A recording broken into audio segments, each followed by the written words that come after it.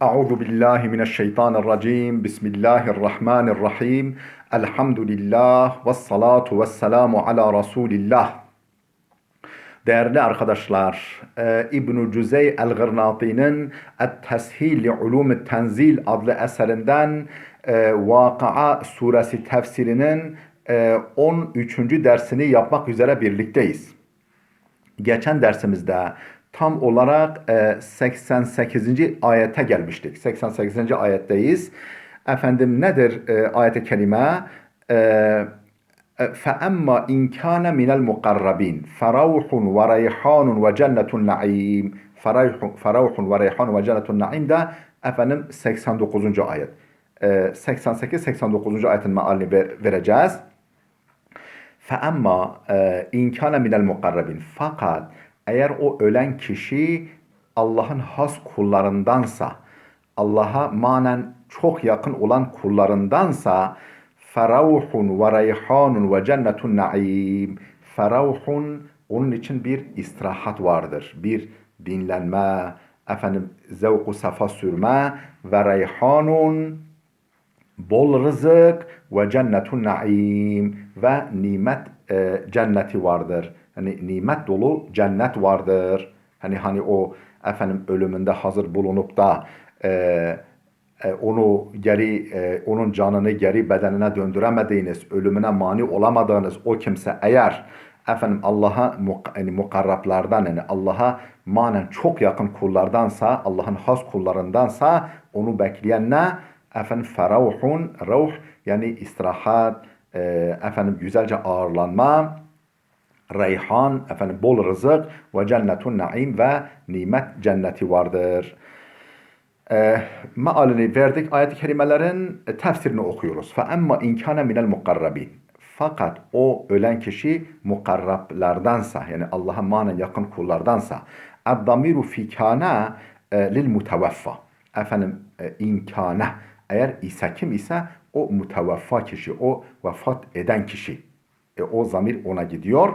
Ve كرر هنا ما ذكره في أول السورة من تقسيم الناس إلى ثلاثة أصناف السابقين.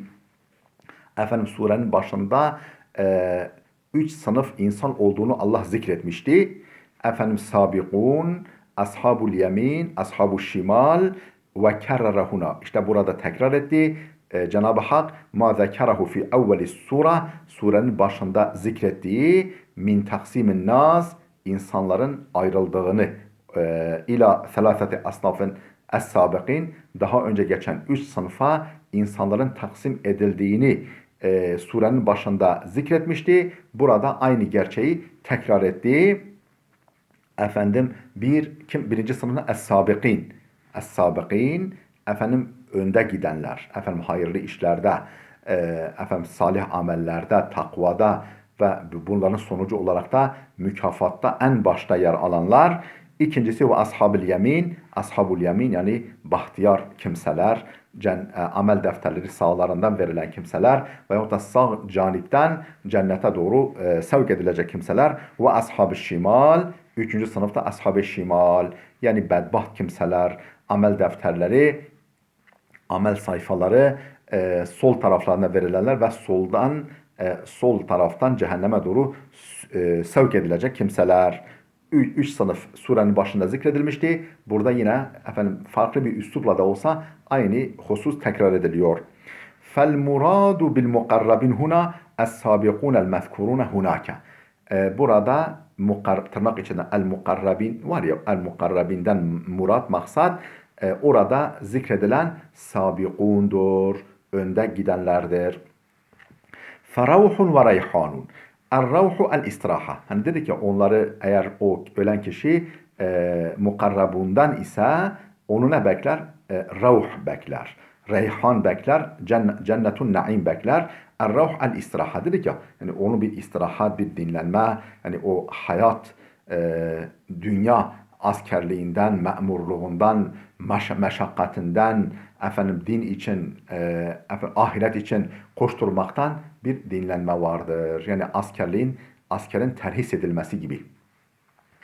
وَقِيلَ الرَّحْمَةُ وَقِيلَ الرَّحْمَةُ Bu ruhun yani rahmet anlamı olduğu da söylenmiş. Yani onu bir dedik ya istirahat vardır. İkinci mana onu bir rahmet bekliyor.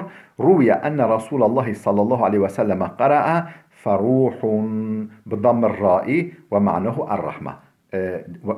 Ve ruviye rivayet edilmiştir ki Peygamber sallallahu aleyhi ve sellem bu feruhun değil de feruhun diye okumuş. Bıddamir ra'i ra'nın ötresiyle ra'nın ötresiyle ve ma'nuhu er-rahme o durumda manası rahmettir. Yani onu bir rahmet bekliyor.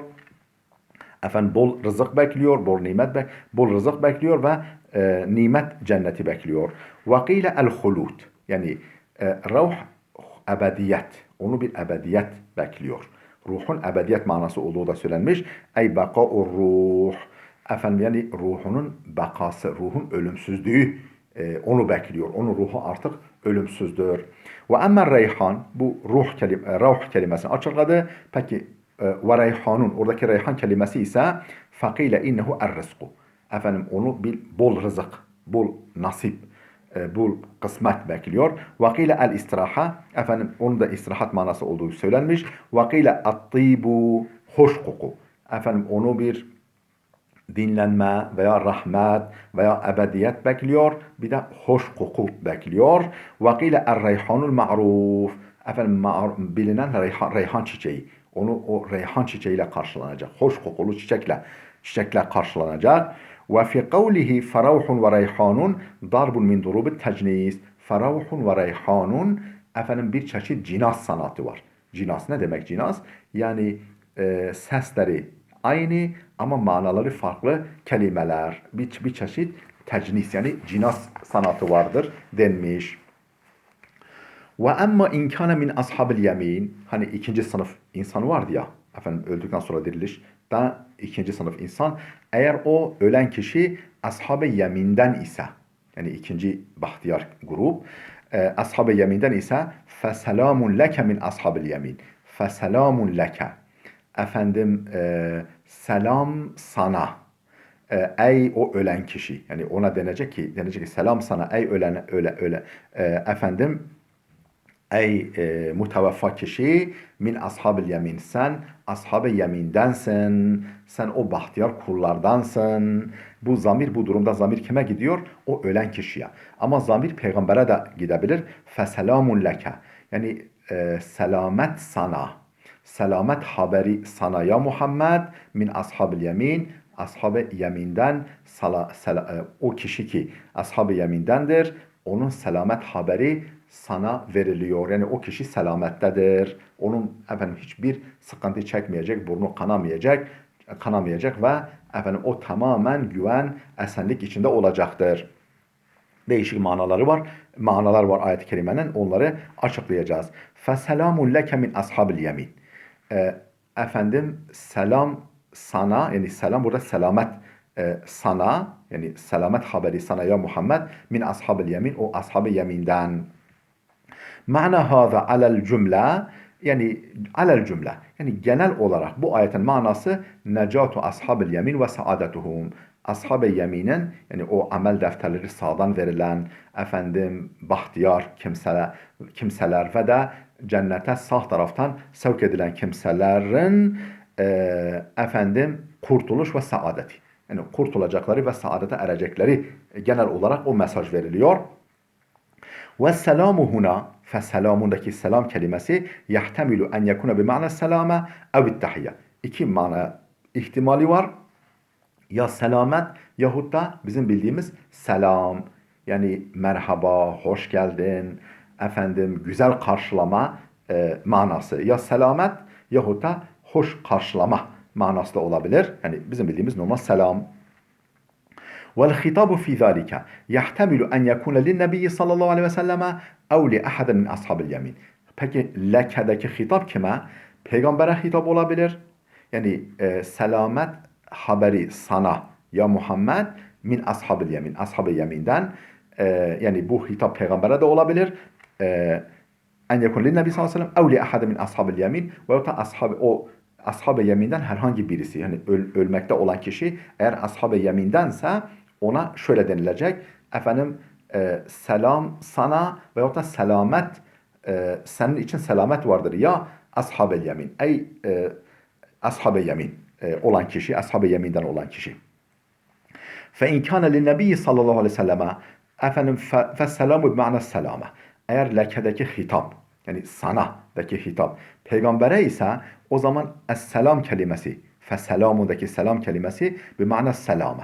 Selamet manasındadır. Peki mesaj nasıl oluyor?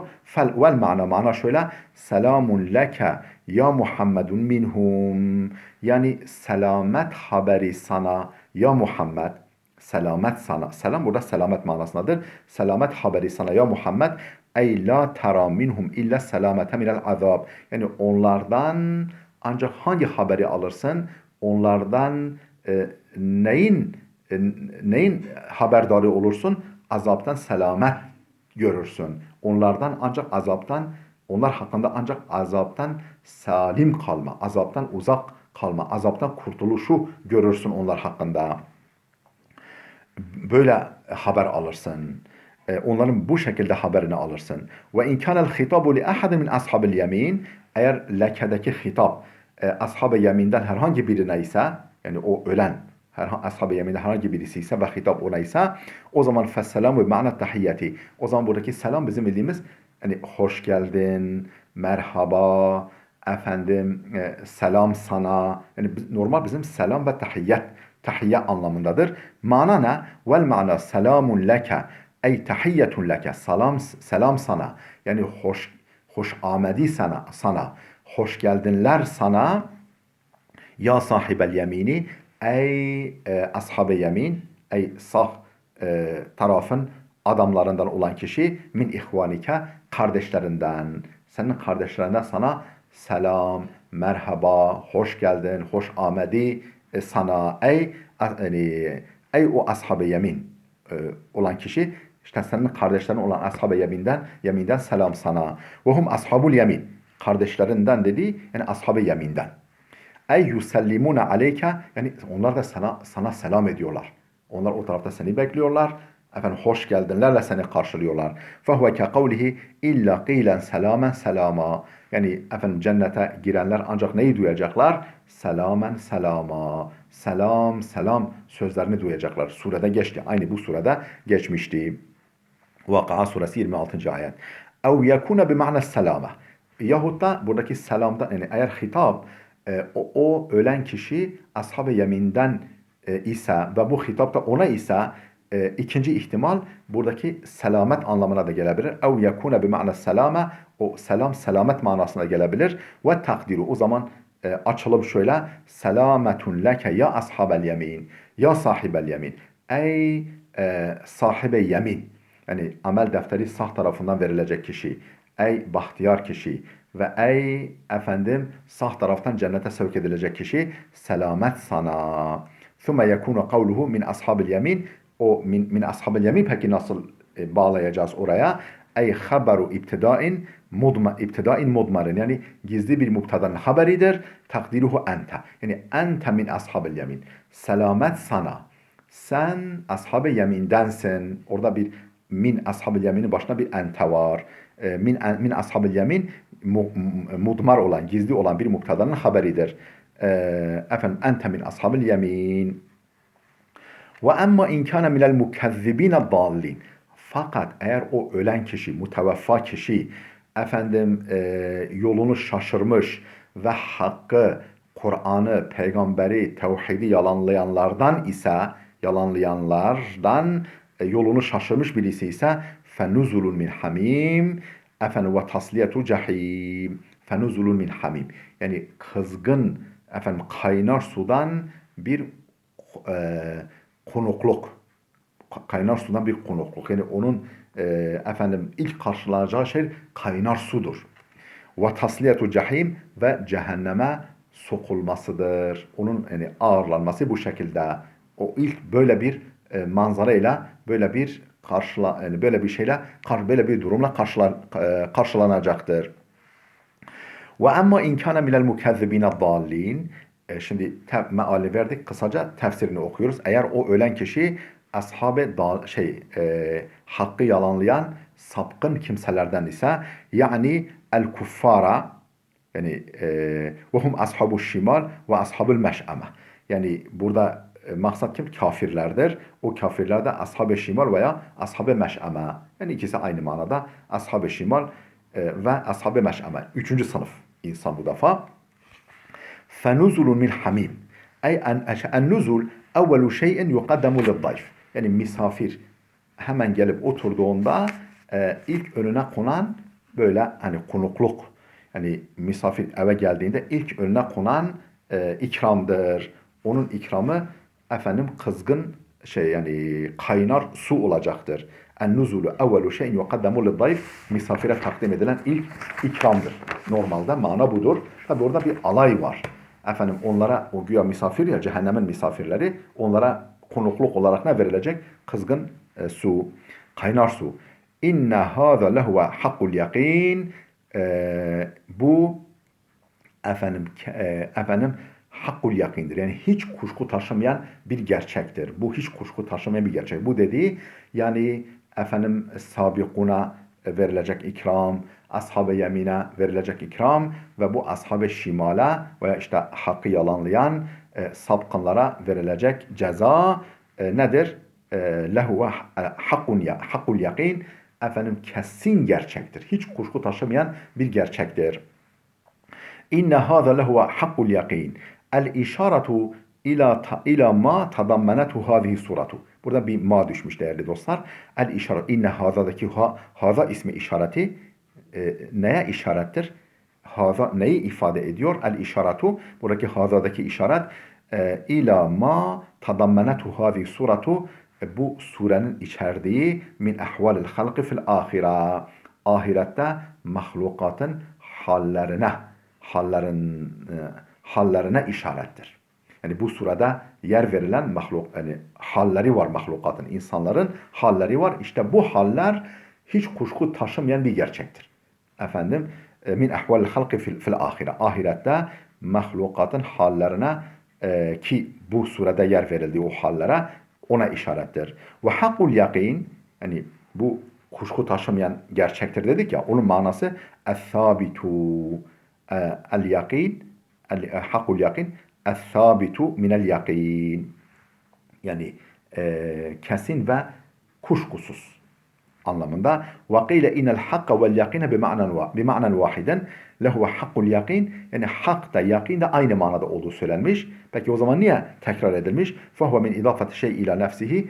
Bir şeyin bizzat kendisine izafeti gibi. Yani bir şey, yani bu gerçekler gerçeği. Değil mi?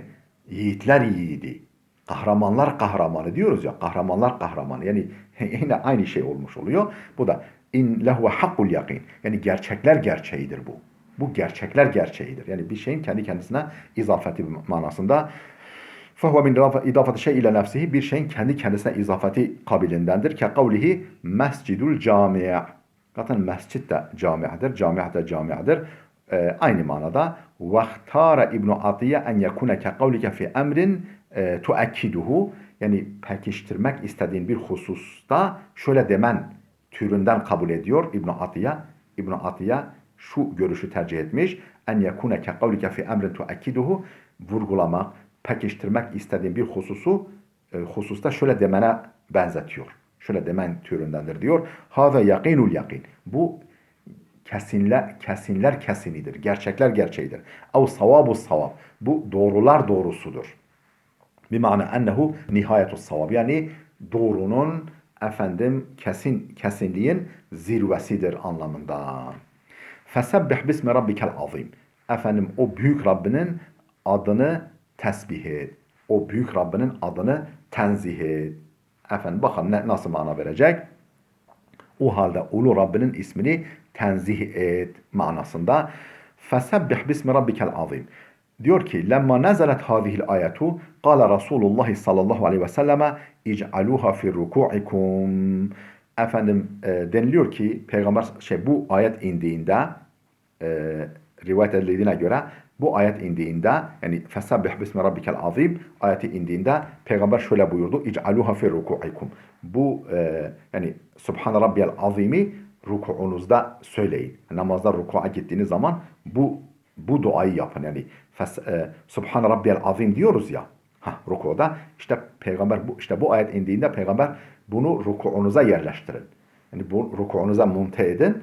Rukuda bu ifadeyi söyleyin. Felemma nazalet fesabbih bismi rabbikel azim. Fesabbih bismike rabbi fesabbih bismi rabbikel azim. Efendim bence fesabbih bismi rabbikel a'la değerli dostlar. Burada bir yanlışlık var. Fesabbih bismi rabbikel a'la ayeti indiğinde Kale aleyhisselam ic'aluha fi sucudikum. Bunu da secdenize yerleştirin. Yani biz ruku'a giderken ne diyoruz? Subhan rabbiyel azim, subhan rabbiyel azim. Ruku'a giderken ne diyoruz? Subhan rabbiyel a'la, subhan rabbiyel a'la diyoruz. فلذلك استحب مالك وغيره أن يقول في السجود سبحان ربي الأعلى. فلذلك işte bu rivayetten dolayı İmam Malik istahabbe yani mustahab görmüş, efendim güzel görmüş, işte makbul görmüş İmam Malik ve diğer alimler en yakula fi sucudi kişinin secdesinde şöyle demesi Subhan rabbiyel a'la demesini mustahab görmüş İmam Malik ve fi ruku'i Subhan rabbiyel azim. Efendim rukuda ise Subhan rabbiyel azim demesini mustahab görmüş İmam Malik ve diğer başka alimler. Ve evcebehu zahiriye. Zahiri mezhebi mensupları ise Davud-u Zahiri, efendim İbn-i Hazm gibi zahiri alimler bunu vacip görmüşler. Çünkü Allah emrediyor. Yani diyerek ve yahtemilu en yekunel ma'na tesbihallahi bi zikri esmaihi. Şuna da ihtimal var. Mana şu, tesbihallahi bi zikri esmaihi. Yani Allah'ın adını zikretmekle onu tesbih etmek. Allah'ın adını söylemekle, Allah'ın isimlerini söylemekle onu zikretmek. Emredilmiş de olabilir. Vel ismu huna cinsul esma. Fesebbih bismi rabbikel azim. Burada isim tek isim anlamında değil, isimler anlamındadır. Buradaki isim kelimesi cinsul esma. Yani isimlerin cinsidir. Yani Allah'a isimleriyle zikredin anlamı. Ve ta'zimu sıfat, burada ta'zimu demiş ama vel azim olacak. Fesebbih bismi rabbikel azim. Vel azimu sıfaten lirrab. Fesebbih bismi rabbikel azim. Yani büyük Rabbinin isimlerini tesbih et. İsimlerini zikret. Büyük Rabbinin isimleri zikret. Oradaki azim kelimesi Rab kelimesinin sıfatı olabilir. Ev yekunel ismu huna vahiden. Buradaki isim tek bir isim de olabilir. Vel azimu sıfaten lehu. Fesabbih bismi rabbike el azimi. Yani Rabbinin büyük ismini zikret.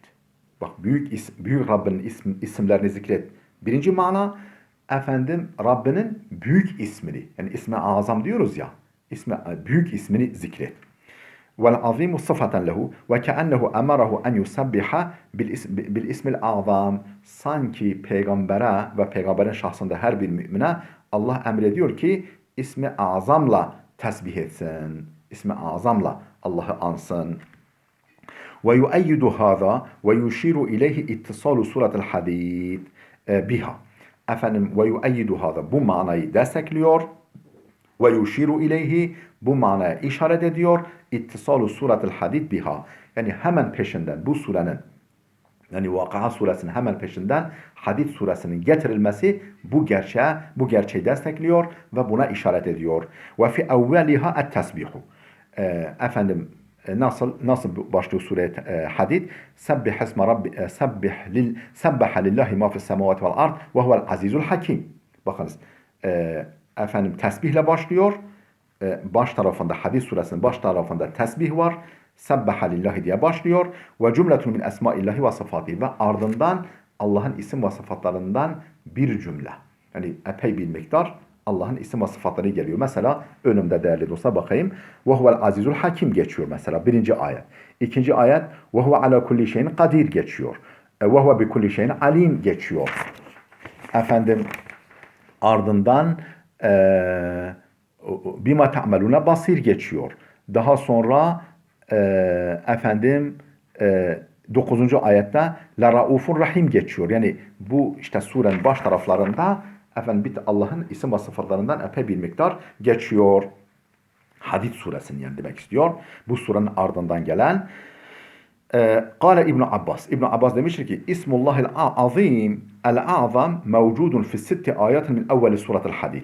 Allah'ın büyük ve en büyük ismi, yani isimleri efendim Hadid suresinin baş tarafındaki 7 ayette geçiyor. Mevcudun fi sitti ayetin min evveli suretil Hadid. Hadid suresinin ilk 6 ayetinde geçiyor. Ve ruviye enne du'a inde kıraatiha mustecabun. Şöyle de rivayet edilmiş. Efendim bu ismi azamla, yani Allah'ın en büyük isimleriyle dua etmek, yani Allah'ın bu isimleri anıldığı zaman dua etmek müstecaptır. Yani o dua, bu şekilde yapılan dua makbuldür. Sadakallahul azim diyoruz. Bu sure celile çok şükür burada noktalandı. Allah'a emanet olun.